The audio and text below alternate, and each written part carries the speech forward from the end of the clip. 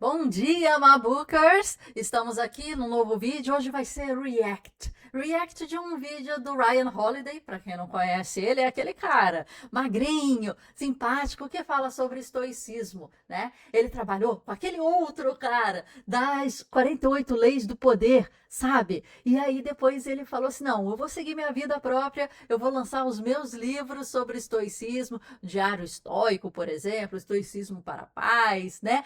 E aquela trilogia bonita do ego, da montanha e etc. E ele tem uma livraria que, se eu não me engano, se chama The Yellow Porch, em Texas, Austin, Texas, onde ele grava os seus, né, conteúdos, indica livros, recebe convidados, né? É muito mais. Então, a gente vai ver um videozinho dele aqui, em que ele indica, se você tivesse que ler livros, né, esse ano, e está retomando, está começando e etc. Esses são os livros que ele indica. É um vídeo sobre as indicações dele de livros. Vai ser super tranquilo, tem a legenda aqui, se você não sabe o inglês. E eu estou aqui comentando também. Tá? Essa é uma primeira preocupação que a gente tem no nosso clube do livro, né? Quando a gente está no Mabook Club, o primeiro módulo da nossa comunidade é a curadoria. E a gente também preocupada com isso, porque hoje existe muito livro blockbuster, muito livro que regurgita e vomita coisas que já foram faladas de uma forma mais densa, mais séria, mais profunda, mais interessante, e tá só vomitando coisa, sabe? E aí, como é que você faz para encontrar livros legais que vão te impactar? Que realmente você vai sair daquele livro e falar assim, cara, esse livro tem o potencial de mudar minha vida. Esse livro realmente foi um antes e um depois. Esse livro realmente abriu minha mente, né? Um livro que realmente faz esse trabalho, né? Então a gente começou uma série que se chama Melhores Livros por.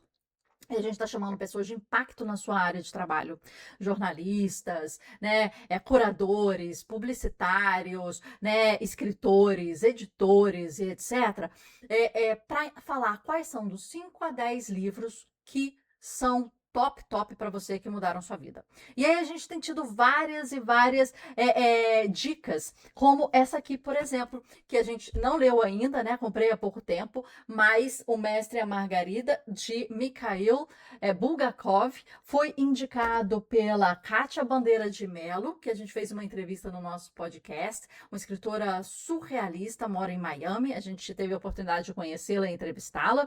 Então, a Kátia indicou esse livro e a gente comprou agora no nosso WhatsApp gratuito, né? A gente sempre manda dicas, né? Quando o livro diminui de valor ou está em promoção, né? A gente sempre fica muito atento a isso. Esse livro estava variando de 74 a 70 reais, numa variação aí de 3 meses que eu fiquei acompanhando. E do nada, num dia,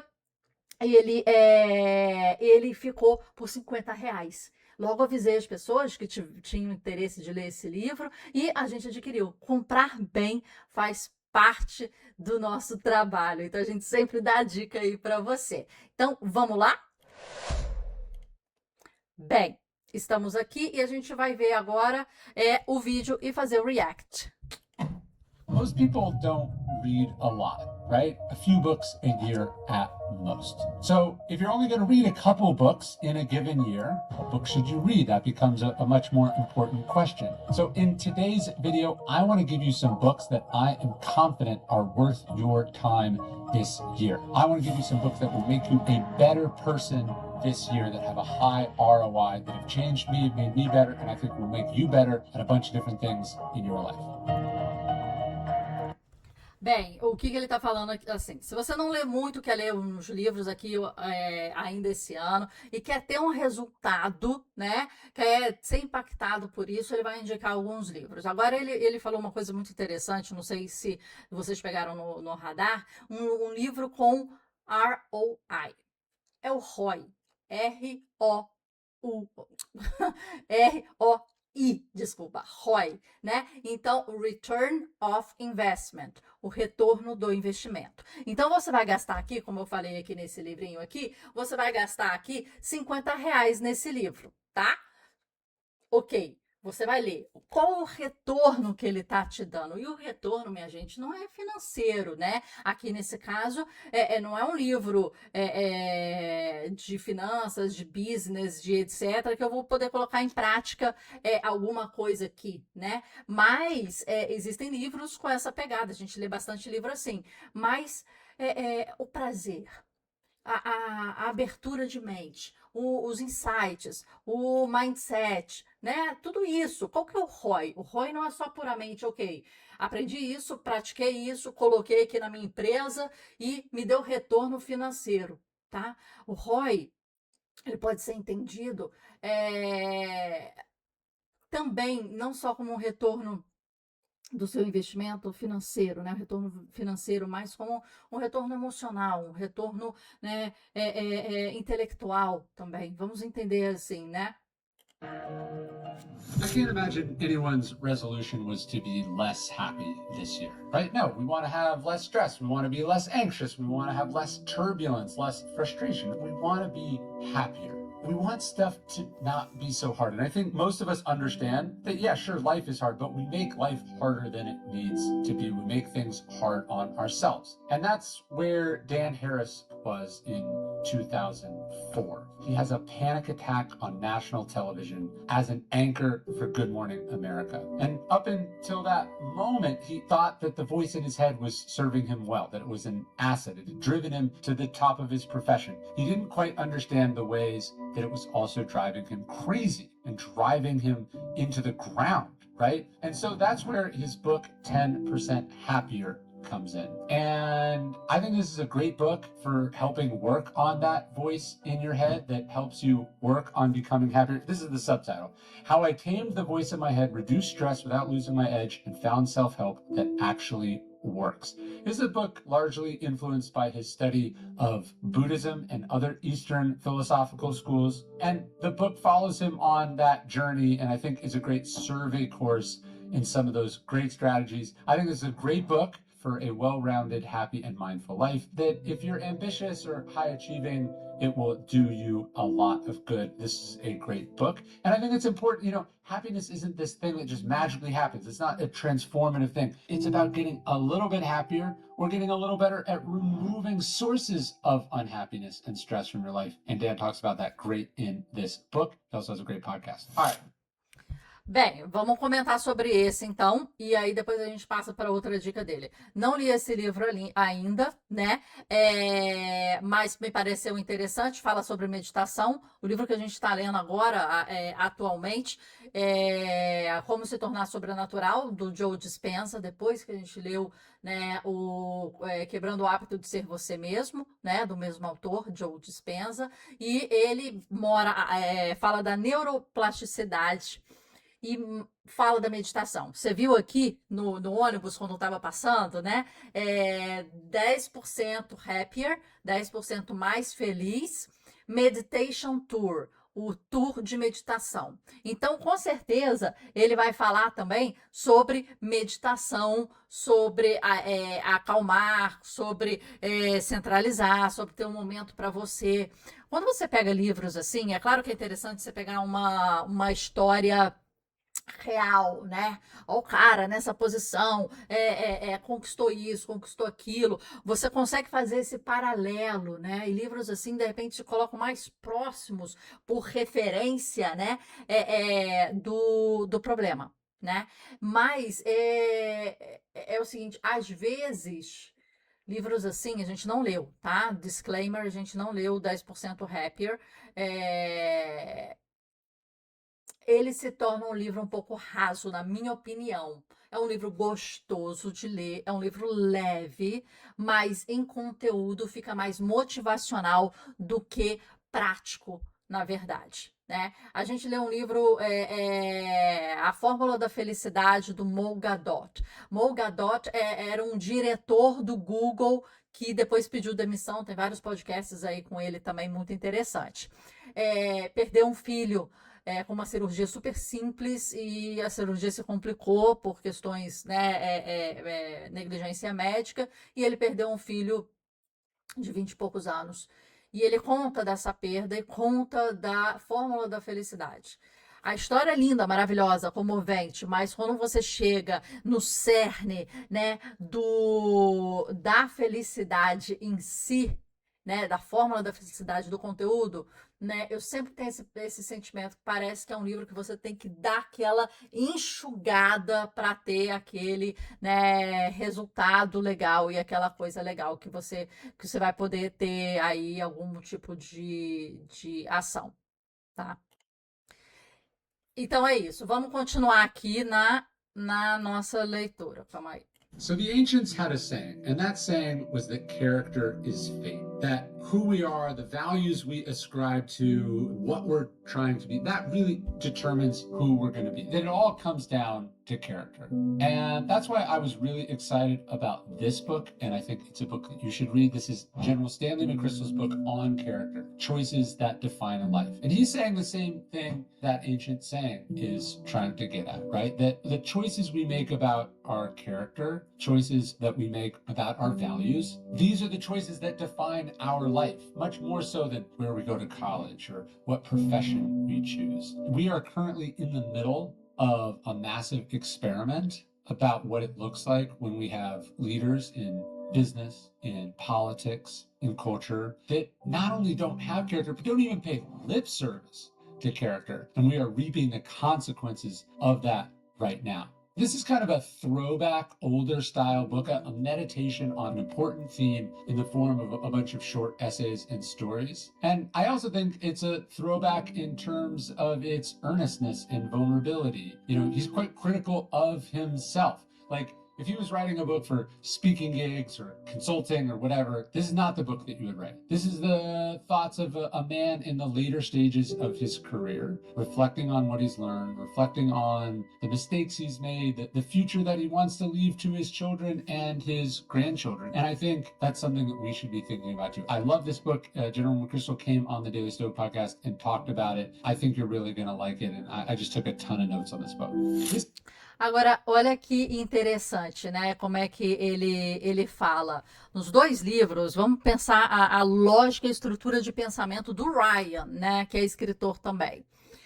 Para ele falar do livro, ele falou muito mais da história do autor e como o autor escreveu e como o autor se relaciona com o tema do que o livro em si. Ele não falou quantas páginas, ele não falou como é que é estruturado, ele não falou como é que são os capítulos, ele não falou o que o livro aborda, ele não falou quando foi publicado, ele não caracterizou o livro. Não caracterizou o livro. Ele somente, para te vender o livro, ele somente falou, olha quem está escrevendo. Olha como quem está escrevendo é interessante. Foi isso. Olha como é que ele presta atenção, como ele escolhe livro, né?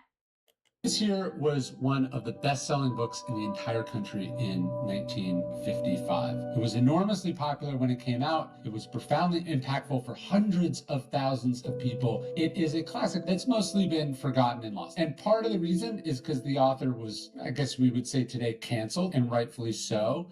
Agora você pode ter acesso ao ChatGPT 5.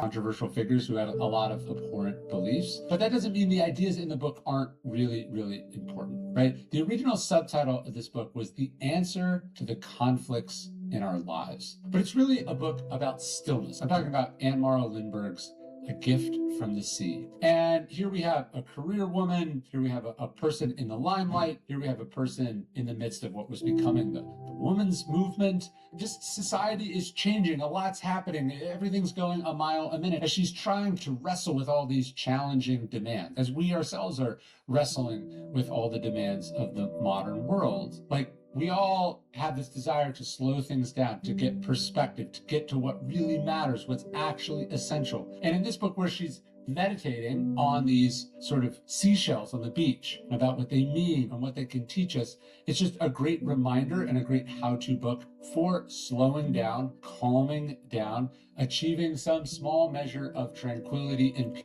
Esse livro eu nunca ouvi falar nem dessa autora, nem desse livro. Amidst the craziness. I think that's why it sold well when it came out. I think that's why it's still selling 70 years later and why it's so timeless and important, because life is complicated, life is overwhelming, and we need help resolving those inherent conflicts. Basically, in each chapter, Lindbergh takes a shell from the beach, and it's this sort of starting point on these different meditations on solitude and love and happiness and contentment. And, you know, as I said, it feels very modern for a book entering its 7th decade. And the main thing I don't like about this book is that I didn't read it when I was writing Stillness is the Key, because I almost certainly would have quoted it many, many times. Somebody told me recently that when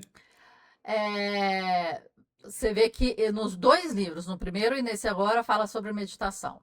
Fala sobre você equilíbrio, se acalmar, se sentir mais feliz, né? Essa é a pegada de livros que ele está indicando para quem tá querendo ler, né, livros ainda esse ano. And the person you know tells you to read a book, that's a recommendation. But when your spouse tells you to read a book, it's a prescription. And my wife told me to read this book, and I'm very much in her debt because it made me a better parent and a better human being. It also helped me with my relationship with my own parents. I've been raving about this book ever since I read it because it's fantastic. This is Dr. Becky's Good Inside. It will be the best parenting book you have ever read. And honestly, even if you don't have children, it will make you a better son or daughter. No one is going to be a perfect parent, right? No one is a perfect person. But what Dr. Becky talks about here the most, or what I took most from this book, is that what we need to do is get better at repair. How do you own your mistakes? How do you apologize? How do you fix them? How do you come back after a disconnection and find connection? And she talks a lot in here about being better at being patient, that we ultimately have to remember that our kids are good inside, they're doing their best, that it's hard to be a kid, right? It's hard to be a person. You're struggling as a parent. You've had way more experience being a human being than they have. And so there's just a lot here. This is an amazing book. I've gotten to know Dr. Becky over the years, and she's just a wonderful person. I think she lives these ideas as far as I know. Just a reminder, like, our job is to help raise kids who are emotionally well-regulated people who can deal with the difficulties of life. That's what the Stoics are trying to do. That's what Dr. Becky is trying to do. I've talked to her on the podcast. That was a great episode, one of our most popular ever over at the Daily Stoic podcast. So you should listen to that. If you want to be a better parent or a better person this year, read this book. One of the most famous writers of... Então você vê que aí falou de relações interpessoais, pais e filhos, né? Então a gente está vindo de indicações de você tentar equalizar, né, o seu entorno. Entende? Meditação, mentalização, caráter, tá tudo rodando nesse nível, em que, se você for prestar atenção, o estoicismo é muita dica sobre isso. Vamos lá. All time, who many consider to be one of the greatest writers of all time. Eu considero. He didn't think that his classic novels were his best work. He thought this was his best work. And this book was so transgressive and provocative when it came out. It was actually banned. It was lost to history for almost 8 decades. But it got rediscovered, and it has slowly become a classic. It's a daily part of my life because it is an amazing book. I'm talking about Tolstoy's account. Esse é o Calendário da Sabedoria de Tolstói. Eu não sei se tem em português, eu acho que tem. Seria o próximo na lista de eu comprar. Amamos Tolstói, a gente já leu aqui, já tem resumo aqui no canal, Uma Confissão, a gente já leu A Morte de Ivan Ilyich, e a gente já leu, todos curtíssimos, e a gente já leu De Quanta Terra Precisa um Homem. Cara, a gente não leu Ana Karenina, a gente não leu Guerra e Paz, não leu desses mais clássicos deles, lemos os pequenininhos, os de entrada, mas Tolstói foi um que... Cara, ele pega, ele faz assim. Então, esse aqui tá na lista de comprar. Calendar of Wisdom, which, as I said, he thought was more important and a better work even than War and Peace. Tolstoy himself said that daily study was necessary for self-improvement for people. And so he tried to make a book that was composed of wise thoughts for every day of the year, from some of the greatest philosophers of all time. He's talking about Epictetus and Marcus Aurelius and Buddha and Confucius and Pascal. Also, Thoreau is in here and Emerson is in here. The purpose of the book, he said, was to give you like a great inner force, a kind of calmness and happiness. And that communing with these great thinkers, whether it's Socrates or Epictetus or Matthew Arnold, it helps you understand humanity and helps you understand the human condition and helps you understand yourself. This is a book about the meaning of life and about virtue and about living well. But the fact that it's one page a day allows you to live with Tolstoy, live with these great thinkers a page at a time over the course of a year. I'm many years into reading this book. Every year, whatever today is, I take something new out of it. Sometimes I know what I experience in that moment. Other times a passage doesn't strike me, but several years later it does. This book took something like Ele tem um livro parecido assim, um Diário de um Estoico, né? Que é daqueles tipos de livro que você lê a cada dia, né? A gente comprou um recentemente que é mais sobre religião, né? Como se fosse aquele do café com Deus Pai, mas que a gente lê a cada dia. Esses tipos de livros são muito interessantes porque ele vai te acompanhando, né? E o que você leu 365 dias antes, você esquece. Então, se você fizer esse ritmo a cada ano, né? Vou ler. Aí passou, vou continuar lendo, né? Cada dia uma paginazinha. Isso funciona muito bem, né? Isso é muito bem articulado. E o Tolstói é um cara denso, um cara profundo. É um tipo de leitura que eu gostaria de ter esse livro. 17 years to be published, and it took almost 100 years before it appeared in English. I've gifted this book to tons of people who come on the Daily Stoic podcast over the years. We sold Os convidados thousands dele. and thousands of copies of it through the Painted Porch. And I don't think you can go wrong picking up Painted Porch, eu falei da Yellow Porch, é Painted Porch, a livraria dele. this book this year. It will make you a better, wiser, and happier person. Obviously, being healthy is important, and people want to be wealthy too, but for what, right? What are you trying to live a long time for, and what are you saving up all this money for? And actually, the author says this in the book. He says, if you want to have a big pile of money at the end of your life, well, I guess that's your choice. But he says, I've never seen somebody's net worth posted on their tombstone. It's about quality of life. And this book changed how I think about money, how I think about Esse livro é super interessante, a gente já leu muito rapidamente ele, eu quero até reler para marcar mais, né? Bill Perkins é um cara que é multimilionário aí, self-made, die with zero, morra com zero, né? Quer dizer, o que ele fala, gaste o seu dinheiro em vida, com você, com experiências, né? Assim, basicamente é isso. É um livro que já foi trazido no podcast do Bruno Perini, da Malu Perini, Os Sócios, e eu quero trazer mais em detalhes aqui pra gente no nosso canal. Mas um livro super legal, porque aí é o primeiro que fala de um pouco de finanças, de planejamento de vida, de o momento que você tá com saúde, de repente não é o momento que você tá com dinheiro e as coisas se invertem, mas você tem que saber equalizar isso e aproveitar ao máximo. Tem gente que morre com milhões na conta e realmente não aproveitou, né? spending, how I think about the value of time, right? How I want to make sure that I'm not deferring things to the future, but actually just stealing valuable things from myself here in the present moment. Obviously, delayed gratification is really important, but the point shouldn't be to have a large pile of money that you give to your kids at the end of your life. In fact, one of the things he talks about in the book is just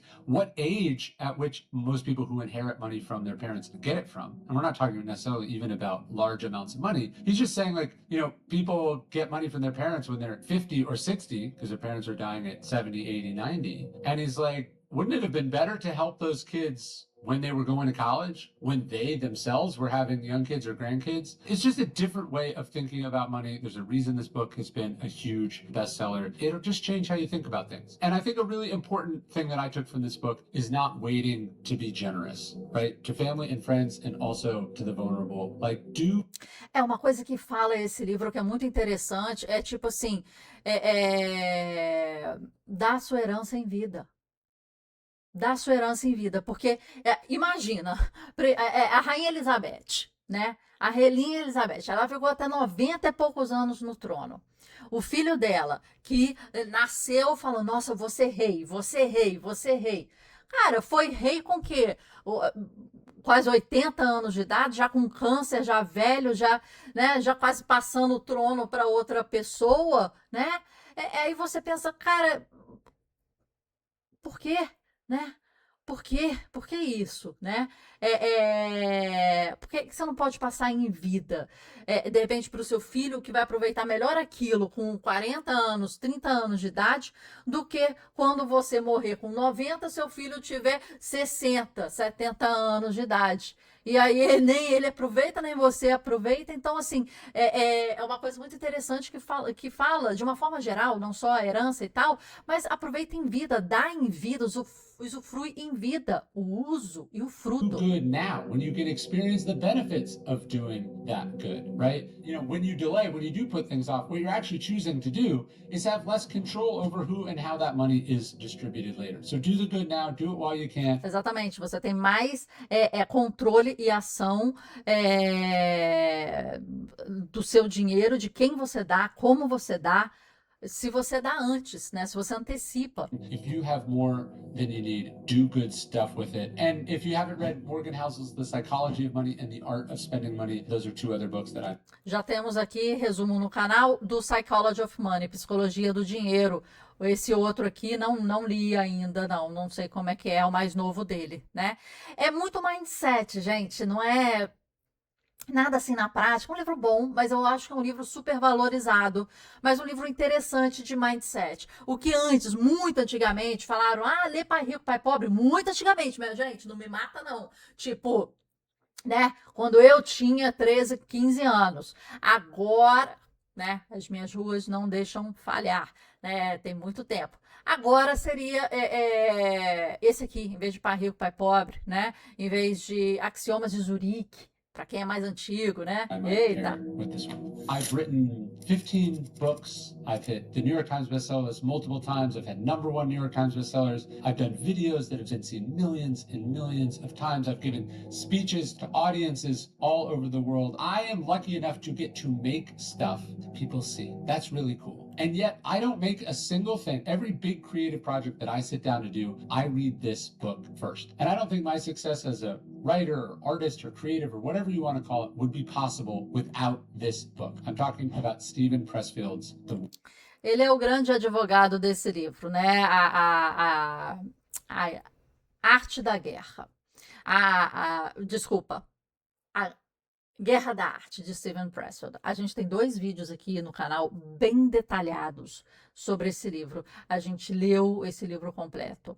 Esse livro realmente é um pilar de um cara, do Steven Pressfield, escritor, que morou no seu carro, trabalhou de coveiro, trabalhou de tudo quanto é coisa para que ele conseguisse escrever e viver-se da sua paixão. Aí ele conseguiu um grande gig, um grande trabalho, que ele escreveu o King Kong com a Linda Hamilton, e aí foi um fracasso. Primeira vez que ele consegue grande entrada no mercado aí de audiovisual, foi um fracasso total. Mas aí depois ele fez várias outras coisas, vários outros livros, Um Portão de Fogo, como diversos outros livros nesse sentido aqui também, tá? Que não é um livro de ficção. E 300, o filme que tem o livro, né? E o filme que tem o Rodrigo Santoro. War of art. You see, every creative person is at war with themselves, they're in a battle against the resistance, as Pressfield says, the thing that gets between us and what we're meant to do, what we're capable of doing. I didn't understand that until I read this book, until I did this thing full time, just what an insidious, endless battle that is. But every time I write a book, every time I work on a book, I read this and it helps center me, it gives me perspective, and it arms me to win that fight against the resistance. Pretty much. O ponto do livro é justamente esse. É a resistência, ele chama de resistência à criação. Então, você procrastinar, né? É a luta contra a procrastinação. Vou falar que vou fazer, não faço. Falar que vou coisar, não faço. Entendeu? Every writer and artist I know swears by this book, but it's not just for writers. I think there's something in here for parents and entrepreneurs, Também. anyone that's trying Verdade. to do anything challenging or hard. Procrastinação, esse é o ponto, né? A resistência, aquilo que faz você deixar para segunda o que você não vai fazer hoje e que você sabe que segunda vai postergar para outra segunda. Então, é assim, a luta contra o bloqueio criativo, mas mais do que isso, a procrastinação, sabe? Não só o bloqueio por bloqueio, é aquela coisa de tipo, cara, falou que vai fazer, não fez e não tá fazendo e tá querendo mudança sem se mudar, né? É um livro maravilhoso. Veja os 2 vídeos aqui no canal, parte 1, parte 2, estão fantásticas, fantásticas. A gente fez, assim, um estudo imenso sobre esse livro. Anything creative. This helps you to break through that resistance. If you're looking to accomplish something, if you're looking to do something and you haven't been doing it, if you've been struggling to do it, I think you need to read this book. If you like this video, make sure you subscribe to the Pronto, é isso, minha gente. Essas foram as indicações dele. Quais são os que você já leu, o que você não leu, o que você gostaria de colocar na lista? Eu gostaria de colocar o calendário da sabedoria de Tolstói e a releitura de Morra com Zero, do Bill Perkins. Essa seria a minha pegada daqui. Agora, eu vou fazer um vídeo com as minhas indicações, se você quer ler somente poucos livros aqui, igual ele indicou, 5 aqui, ainda esse ano, e quais são os livros leves, e ele ficou no de não ficção. Eu vou também ficar no de não ficção aí, pra gente estender essa lista. Então, terminou esse vídeo? Veja o meu próximo vídeo aqui, tá bom? Obrigada, até o próximo vídeo.